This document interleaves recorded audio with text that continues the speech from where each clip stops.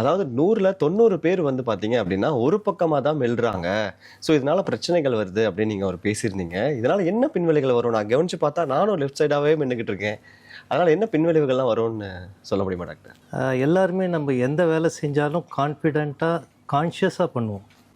நடக்கிறதா இருந்தாலும் சரி, செக் புக்கில் சைன் போடுறதா இருந்தாலும் கான்ஷியஸாக தான் பண்ணுவோம். ஆனால் ஒரே வேலை கான்ஷியஸாக பண்ணாத வேலை வந்து நம்ம மென்று சாப்பிட்றது தான். அது வந்து என்னென்னா, நிறைய பேர் டைம் கொடுக்க மாட்டாங்க. எனக்கு டைம் இல்லை சாப்பிட்றதுக்கு, 5 மினிட்ஸ் தான் சாப்பிடுவாங்க. அப்படி சாப்பிடும்போது என்ன ஆகும்னா, எல்லாருமே ஒரு சைடு தான் சாப்பிடுவாங்க. அந்த ஒரு சைடு சாப்பிட்றதுனால என்ன ஆகும்னா, உங்கள் தலை சாஞ்சு போயிடும். பேசிக்காக நீங்கள் எக்ஸசைஸ் பண்ணால் கூட, ஒரு டம்பிள் சென்ட் பண்ணால் கூட 2 சைடும் பண்ணணும். ஒரே சைடு பண்ணால் என்ன ஆகும்? கை ஒரு சைடு வீக்காக இருக்க மாதிரி இருக்கும், ஒரு பக்கம் ஸ்ட்ராங்காக இருக்க மாதிரி இருக்கும். ஆனால் இங்கே பார்த்தீங்கன்னா மெல்றது ஒரு சைடு பண்ணுறோம், லைஃப் லாங் ரியலைஸ் கூட பண்ண மாட்டாங்க. கரெக்ட். ஆனால் பேஷண்ட் யார் ஒருத்தர் தலை சாஞ்சிட்டு இருக்காங்களோ அவங்க ஒரு சைடு தான் சாப்பிடுவாங்க.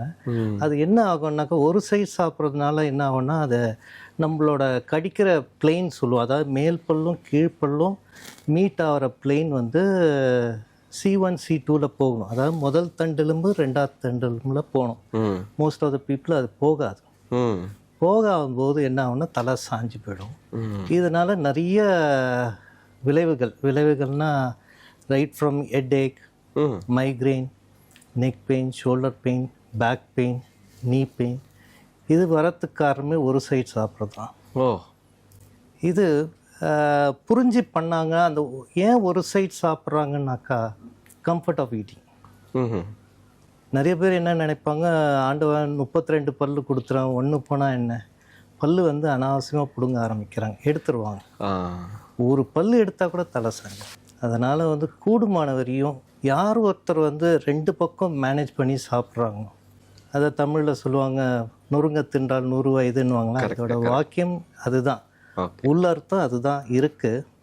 அதெல்லாம் நம்ம மறந்துட்டு ஒரே சைடு சாப்பிடும்போது இந்த பக்க விளைவுகள் நிறைய வராது. ஸோ இப்போ அந்த கழுத்து வலி, தலைவலி வர்றதுக்கும் இந்த பழக்கம் காரணமாக இருக்குன்றீங்க? முக்கால்வாசி பேர் அந்த பழக்கம். 2வது பாஸ்சர்.